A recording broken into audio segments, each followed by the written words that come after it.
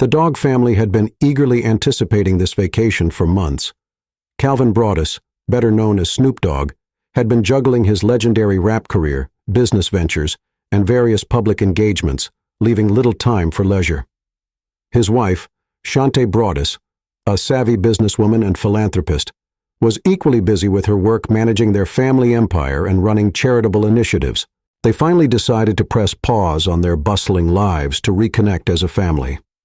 The family getaway was at an exclusive luxury beachfront resort, a place promising privacy and relaxation. The turquoise waters and pristine sand seemed like the perfect backdrop for the break they craved. Snoop reclined on a sun lounger by the pool, sporting oversized sunglasses, a laid-back hoodie, and shorts. He was enjoying a rare moment of peace, sipping on a cold drink, with the sound of his kids laughing in the background. Shante sat beside him, flipping through a business magazine, her elegance unmistakable. It was rare for her to unwind, and even now she was mentally preparing for the next wave of projects awaiting her return. But today, her focus was on her family. Their children, Cordell and Corey, splashed in the shallow end of the pool. Cordell, the 16-year-old, had the confident demeanor of someone who knew his parents were icons, but preferred to make his own name in sports. Corey, the younger daughter, was a sweet and radiant 11-year-old with a talent for singing that reminded everyone of her father. Their laughter echoed across the pool area, a sound that warmed Snoop's heart and reminded him of the importance of family. As Snoop reached for his drink, his relaxation was interrupted by a shadow falling over him. Looking up, he saw a security guard standing before him. The man wore a black polo shirt with the resort's logo, and though his tone was polite, suspicion clouded his expression. "Excuse me, sir," the guard said, his voice firm. "I need to confirm that you're a guest here." Snoop sat up slowly, lowering his sunglasses and meeting the guard's gaze. "Yeah, I'm a guest," he said, his tone calm, but with an unmistakable edge. "Why you askin'?" Shante put down her magazine, her sharp intuition immediately picking up on the guard's attitude. This wasn't the first time their family had been approached with unwarranted suspicion. "Just a standard check," the guard replied, though his expression betrayed discomfort. "Could you tell me your room number?" Snoop raised an eyebrow but played along. "We in 305, he said. "Got here yesterday. Feel free to call the front desk if you need confirmation." The guard hesitated but nodded. "I'll have to verify that," he said before walking off. Shante glanced at Snoop, her expression knowing. "They're questioning us because we don't look like their usual guests," she said, her voice low but firm. Snoop shrugged, trying to brush it off. "Let 'em do what they gotta do," he replied. "We here to chill, not trip over small stuff." Still, both knew the mood had shifted. A vacation meant to be about bonding and relaxation now carried the familiar weight of prejudice, a reminder that fame and success didn't shield them from discrimination. Minutes later, the guard returned, this time with a colleague. Their demeanor was more serious, their steps quick and deliberate. The tension was unmistakable, and the atmosphere around the pool seemed to change as other guests noticed the scene unfolding. The second guard, a younger man with a no-nonsense demeanor, crossed his arms as he and the first approached Snoop and Shante. Their steps were heavy with authority, and their body language made it clear they'd already reached a conclusion. "Sir," the first guard began, his tone now forceful, "we need you and your family to step away from the pool area until we can confirm your information with the front desk." Snoop straightened up in his seat, pulling down his sunglasses completely. His calm demeanor took on a harder edge, though his voice remained level. "Like I already said, we're in room 305. If you need to confirm, go ahead and call the front desk. But we ain't moving till you do." Shante stood, her frustration barely contained. "Excuse me, but why exactly are you asking us to leave? We've answered your questions and you still haven't given us a clear reason." The first guard looked uncomfortable but tried to maintain his composure. "We've had incidents with non-guests sneaking into the pool area recently. It's standard procedure." Shante's eyes narrowed. Her voice was calm but sharp. "Is that procedure applied equally to all families, or just families like ours?" The second guard, emboldened by the first's hesitation, stepped forward with a smirk that was anything but friendly. "Look, it's not personal. We're just doing our job. If you're legitimate guests, you won't have anything to worry about." That statement was the final straw for Shantae. She stepped closer to the younger guard, her stance unyielding. "Not personal? You've singled us out in front of everyone, insulted us, and scared my kids, all because of your so-called procedure." Snoop placed a hand on Shantae's shoulder, pulling her gently back. "Relax, baby," he said, though his eyes were locked on the guards. "Let 'em do what they gotta do. We know the truth." Shantae took a deep breath, reining in her fury for the sake of their children. Meanwhile, their son Cordell had moved closer to Snoop, his face a mixture of confusion and worry. "Dad, what's going on?" Cordell asked, his voice low. Snoop turned to him, his tone soft but resolute. "Don't worry about it, son. Just a misunderstanding. Go back to your sister and keep her calm." Cordell nodded reluctantly and returned to the shallow end, where Corey was now clinging to the edge of the pool, her laughter replaced by uncertainty. The first guard, sensing the growing tension, muttered, "I'll check with the front desk. Please stay here." As he walked off, the second guard lingered, his arms still crossed, his posture radiating defiance. Shantae's glare followed him, her frustration barely contained. Snoop remained seated, his posture relaxed, but his eyes cold and calculating. "Man," Snoop finally said, breaking the silence, "you don't even realize what kind of mistake you're making." The younger guard's smirk faltered for a split second but returned. "I'm just following protocol." "Sure you are," Snoop replied, his voice laced with sarcasm. "You keep telling yourself that." The air around the pool was thick with tension. Nearby guests had stopped their conversations, their eyes discreetly or openly watching the scene. A few had even started recording with their phones. The carefree atmosphere of the resort had given way to a charged, uneasy silence. Moments later, the first guard returned, his expression unreadable. Before he could speak, two uniformed police officers appeared at his side, their presence immediately escalating the situation. The appearance of the two police officers made the tension palpable. Their heavy steps and stern expressions caused the murmuring crowd around the pool to grow quieter, though several guests continued filming the unfolding scene. Snoop Dogg leaned back slightly, his gaze steady, but his jaw tightened. Shantae's hands clenched into fists at her sides. The taller of the two officers, his posture rigid and commanding, approached Snoop directly. "We received a report of a disturbance," he said, his voice sharp. "I need to see your identification." Snoop stood up slowly, towering over the officer with his characteristic calm confidence. "Disturbance? Ain't no disturbance here," he replied. "We're just chillin' by the pool, like everybody else. I already told your security guards we're guests in room 305. The officer's expression didn't change. "I need to see your ID, now." Shantae stepped forward, her voice cutting through the rising tension. "Excuse me, officer, but my husband just explained the situation to your security guards. He's told you our room number, and yet you're still harassing us in front of our children." The officer's focus remained solely on Snoop, ignoring Shantae's words entirely. His hand moved to hover near his belt, where a pair of handcuffs dangled.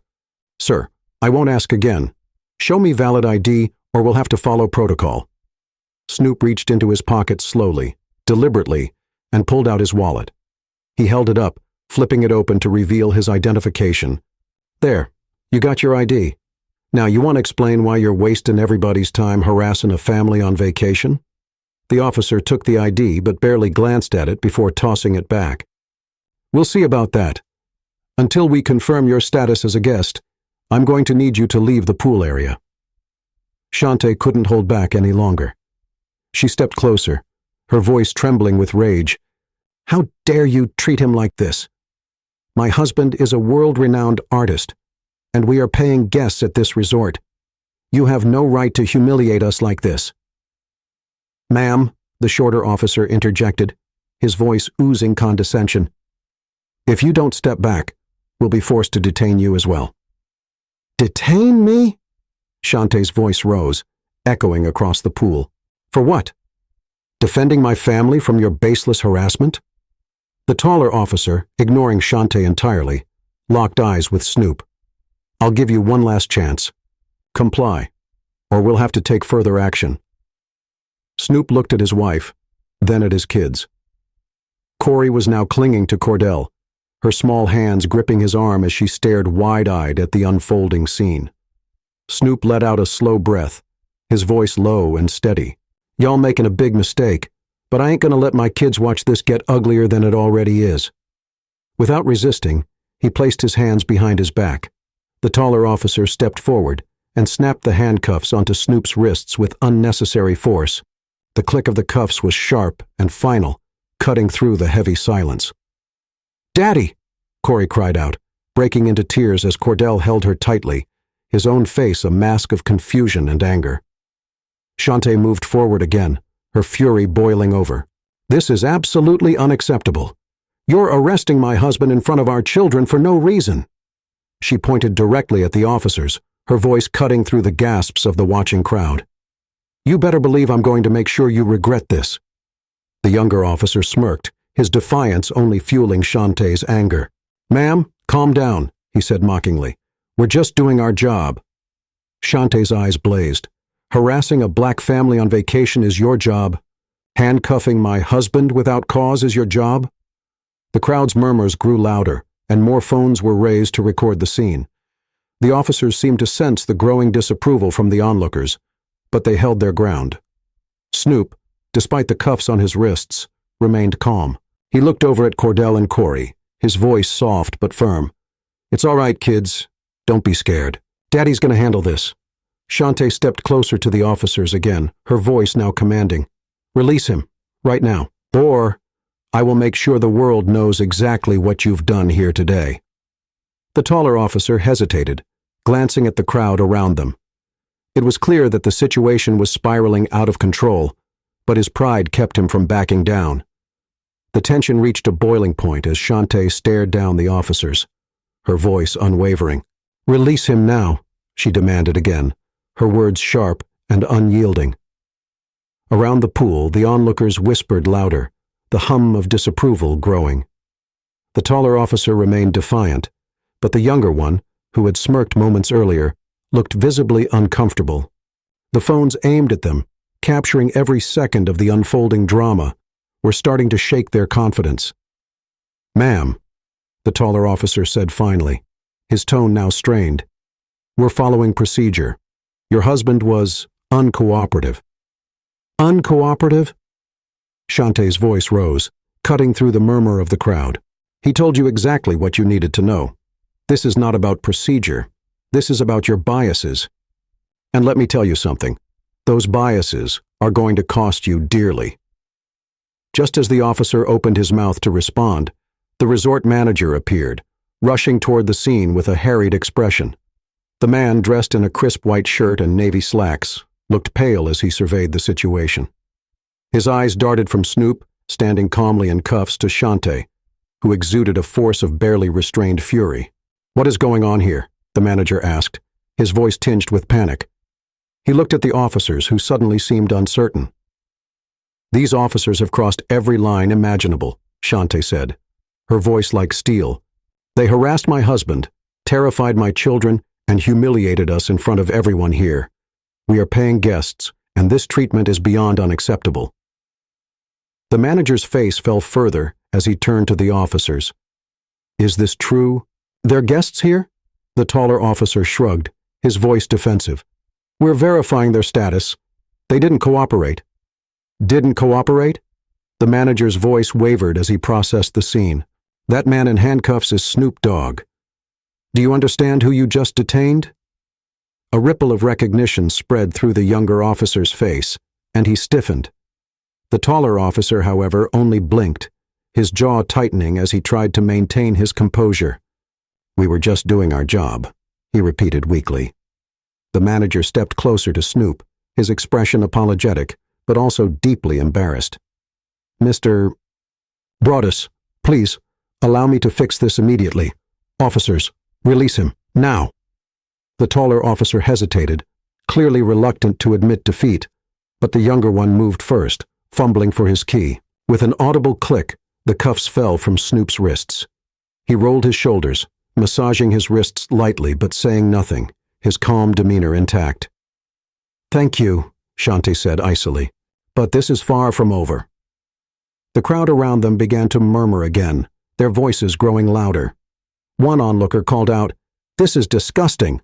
Another shouted, "They need to pay for this." The manager raised his hands, his voice shaking as he addressed both the Parkers and the crowd. "On behalf of the resort, I deeply apologize for this mistake. Mr. Broaddus, Mrs. Broaddus, please allow us to make this right." Shantae crossed her arms, her gaze unwavering. "You think an apology is enough? My children are traumatized. My husband was handcuffed in front of the world. This resort called the police on us without cause. What are you going to do about that?" The manager stammered, his confidence faltering under Shantae's piercing glare. "We'll, offer a full refund for your stay and ensure this never happens again." Snoop finally spoke, his voice low and steady. "A refund ain't gonna fix this. This ain't about money. It's about respect. It's about what you let happen here." The crowd erupted in applause at his words, their support palpable. The manager looked helpless, sweat beading on his forehead. "I want a meeting with your legal team," Shantae continued, her tone brooking no argument. "We'll be filing a formal complaint against this resort for its discriminatory practices.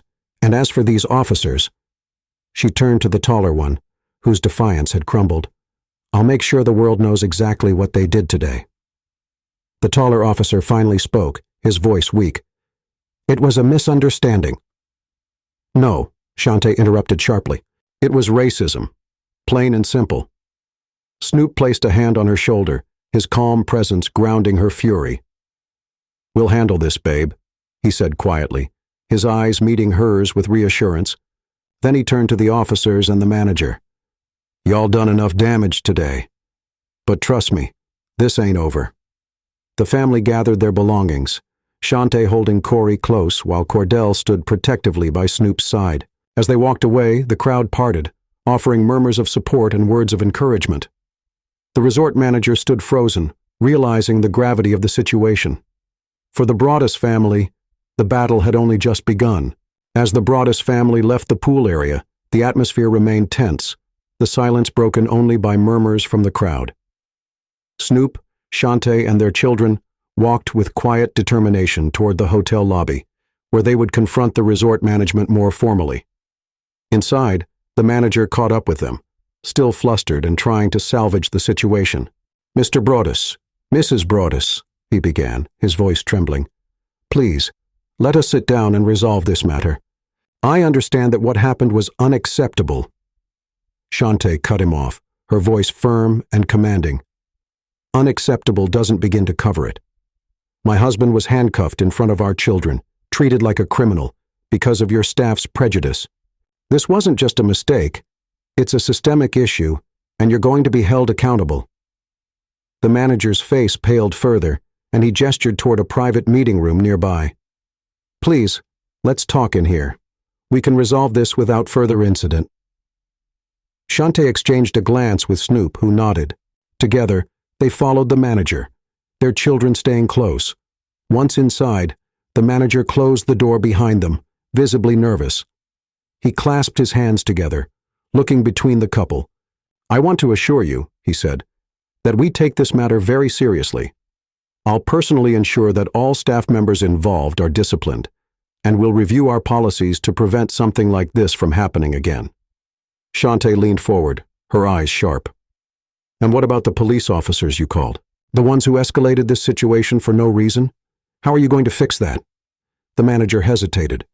"We can provide statements to the local authorities and cooperate fully with any investigation. But as you know, we don't control the police." Snoop spoke then, his deep voice steady and unrelenting. "You called them, though. That makes this your problem, too. You let this happen. You let them put cuffs on me in front of my kids." The weight of his words hung in the air, and the manager seemed to shrink under the combined intensity of their gaze. Shantae stood abruptly, pacing the room. "Do you have any idea what kind of trauma this puts on a family? On children?" Her voice cracked slightly, but she recovered quickly, her tone resolute. Corey and Cordell will remember this for the rest of their lives. No child should have to see their father treated like that, especially when he did nothing wrong. The manager fumbled for a response. We'll cover all your expenses for the trip, your stay, meals, anything you need, and we'll publicly apologize. Stop, Snoop interrupted, raising a hand. You think throwing money at this is going to fix it? That's not how this works. Shante crossed her arms, her expression cold. We don't want your free vacation. We want accountability, and that starts with your staff, your policies, and the way you handled this situation. The manager nodded quickly. Yes, of course. I'll personally oversee the retraining of staff. We'll work with external consultants to address these issues. You'll do more than retraining, Shante said. We'll be in touch with our legal team. Expect a lawsuit. The manager's shoulders slumped, realizing there was no easy way out of this. I understand, he said quietly. I'm deeply sorry for everything that's happened. Snoop stood, towering over the table. Sorry doesn't change what went down today. But it's a start. Make sure this never happens again. Not to us, not to anyone. With that, the Broaddus family left the meeting room. Outside, Corey clung to Shantae's hand, while Cordell walked close to his father. The children were quiet, their young faces shadowed by confusion and hurt. Shante knelt down to Corey's level, brushing a curl from her daughter's face. Baby, everything's okay now, she said softly. You don't have to be scared anymore. Mommy and Daddy are going to make sure no one ever does this to us again. Corey nodded slowly, her small arms wrapping tightly around her mother's neck. Cordell looked up at Snoop, his voice low but steady. Dad, why'd they do that to you? They didn't even know you. Snoop sighed, placing a hand on his son's shoulder. Some people judge you before they know who you are. It's wrong, but it happens. That's why we gotta stand tall and fight back, so they learn to treat people right. Cordell nodded, his young face set with determination. Snoop ruffled his hair, giving him a small smile. Don't worry, little man. We got this. As they walked out of the hotel lobby, the weight of what had happened lingered, but so did their resolve. This wasn't just about their family. It was about making sure this never happened to anyone else. The Broaddus family exited the hotel lobby, stepping into the warm evening air. A crowd of resort guests had gathered outside, their murmurs filling the space. Some had stayed to witness the aftermath, others to show silent support. Phones were still out, recording every step the family took. Snoop and Shante walked tall, holding their children close, their composure unwavering despite the emotional weight of the day. Before they could reach their car, a group of reporters who had been tipped off about the incident descended upon them, microphones and cameras in hand. Mr. Broaddus? Mrs. Broaddus, one of them called, pushing forward. Can you tell us what happened today? Are the reports true that Snoop Dogg was handcuffed at this resort? Snoop stopped in his tracks, his towering frame turning to face the reporters. He removed his sunglasses, his eyes piercing as they locked onto the cameras. Shante stood beside him, her hand on Corey's shoulder as she nodded for Snoop to address the crowd. What happened here today is what happens to too many people, too often, Snoop said, his deep voice resonating with emotion and control. It's not about who I am or what I've done in my career. It's about the fact that my family, my wife, my kids, were disrespected and harassed simply because of how we look. The murmurs from the crowd grew louder, the reporters hanging on his every word. Shante stepped forward, her voice cutting through the noise. We're not just here to tell our story. We're here to shine a light on the larger issue. This isn't just about us. It's about every family that's been judged, mistreated, or made to feel unwelcome because of ignorance and prejudice. A reporter raised a hand, shouting a question. Do you plan to take legal action against the resort and the police involved? Shantae's expression hardened, and she nodded. Absolutely. This is far from over. What happened here today is unacceptable, and we won't let it go unanswered. We're pursuing legal action not just for ourselves, but to set a precedent, to make sure no one else has to endure this kind of humiliation and pain. Snoop placed a hand on Shantae's back, his voice steady as he added, "This ain't just about getting justice for us. It's about making change, real change. We're going to use our platform to make sure the world knows what went down here, and we're going to fight to make sure it doesn't happen again." The reporters continued to fire questions, but Snoop raised a hand, signaling an end to the impromptu press conference. "We appreciate y'all being here, but right now, I need to focus on my family. We'll speak more when the time's right." With that, Snoop turned, leading his family toward their car. The cameras followed them, capturing every step. Shante held her head high, her arms wrapped protectively around Corey, while Cordell walked beside his father, his expression a mix of anger and pride. As they drove away from the resort, the family sat in reflective silence. The weight of the day was heavy, but so was their determination to turn this experience into something meaningful. Later that evening, Shante sat at the dining table in their temporary accommodations, her laptop open and her phone buzzing with incoming messages. Friends, colleagues, and fans had seen the footage online. Clips of the incident at the resort were already going viral, spreading across social media platforms with hashtags demanding justice for the Broaddus family. Snoop sat beside her, his hand resting on her back as he glanced at the screen. "You got everything you need for this case?" he asked, his voice low but supportive. Shante nodded, her fingers flying over the keyboard. "I've already contacted the legal team. They're compiling statements, videos, and any other evidence we can use. We're not just going after the resort, we're holding those officers accountable too." Snoop smiled, pride shining in his eyes. "That's why you're the queen. You don't back down." Shante paused, her gaze softening as she looked at him. "And you're the king. You kept calm when I know you wanted to snap. That took strength, Snoop." He chuckled lightly, shaking his head. "You and the kids are my strength. I wasn't about to let them see me lose it. But now, it's our turn to fight." From the adjoining room, Cordell and Corey peeked out, their faces still showing traces of worry. Snoop motioned for them to come closer, and they climbed onto his lap and Shante's, wrapping their arms around their parents. "Are they going to say sorry, Daddy?" Corey asked, her voice small. "They will," Shante assured her, pressing a kiss to her daughter's forehead. "And if they don't, we'll make them." As the family sat together, their unity unshaken, they knew the fight ahead would be long and challenging. But they also knew they weren't alone, because their story was no longer just theirs. It had become a symbol of resilience and a call for change. The next morning, the Broaddus family woke up to a storm brewing on social media. Every major platform was buzzing with clips of the incident, accompanied by hashtags like "Justice for the Broaddus family" and "Stop racial profiling." Celebrities, activists, and fans rallied around the family, expressing outrage and calling for accountability. The resort's official accounts were flooded with angry comments, demanding an explanation and action against those involved.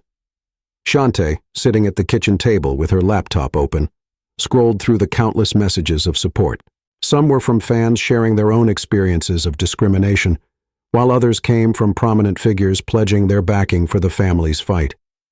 She looked over at Snoop, who was pacing the living room, his phone pressed to his ear. "Yeah, I'm good," he said into the phone. "But this ain't about me. It's about making sure this don't happen again. Not to me, not to my family, not to anybody." Shante caught his eye and gave him a small nod of encouragement. She knew how much this incident had affected him, but she also knew how determined he was to use it as a platform for change. As he hung up, Shante gestured for him to join her. "They're listening, Snoop," she said, pointing to her screen. "People are paying attention, and they're ready to stand with us." He leaned over her shoulder, glancing at the trending hashtags and the flood of comments. "Good," he said firmly, "'cause this fight ain't just ours anymore." By midday, the Broaddus family's legal team, led by Shante and bolstered by top civil rights attorneys, held a press conference. Standing on the steps of the city courthouse, Shante addressed the gathered media, her voice steady and commanding. "We're here today not just for our family, but for every family that has been judged, harassed, or humiliated because of the way they look," she began. "What happened to us at that resort is part of a larger pattern of racial profiling and abuse of power that must be addressed. The cameras clicked incessantly as she continued. This isn't just a lawsuit, it's a message. A message to businesses, law enforcement, and anyone else who believes they can act with impunity. You will be held accountable. Snoop stood beside her, his hands resting on the shoulders of Cordell and Corey, who stood close to their parents. We're here for justice, he added, his voice a mix of calm and determination. Not just for us, but for everyone who's been through what we went through. We got a platform, and we're going to use it. The press conference was covered extensively by the media, amplifying their message. Clips of Shantae's impassioned speech and Snoop's quiet strength spread across the internet, drawing even more attention to their case. Meanwhile, the resort scrambled to contain the fallout. Their initial statement, a generic apology for any inconvenience caused, only fueled public outrage. Facing mounting pressure, they issued a second statement, announcing that the security team involved had been suspended and an independent investigation was underway.